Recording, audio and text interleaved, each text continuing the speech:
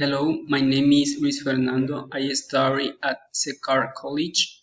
Long story short, the field of bioethics that attracted my attention was the field of medicine.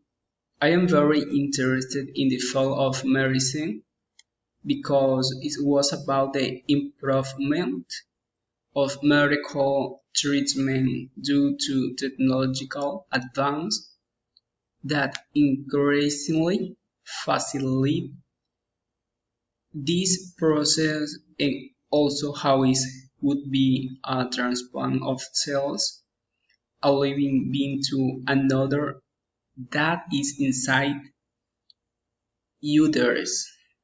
For example, transplanting brain cells and thus will be beneficial to growing fetus.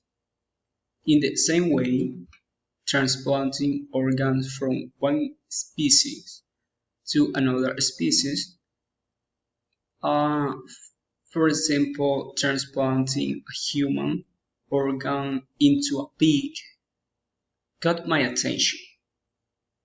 On the other hand, it struck me that only the patient can decide what he or she will do with his or her body and not the physician. Otherwise, the physician will be commit a crime. One case I know of the transplantation of stem cell from one patient to another, in particular for cancer treatment of skin report from burns caused by sulfuric acid or fire. To this end, I suggest that physicians store stem in laboratories for use as implant in areas affected by a burn, for example, or by the effect of cancer.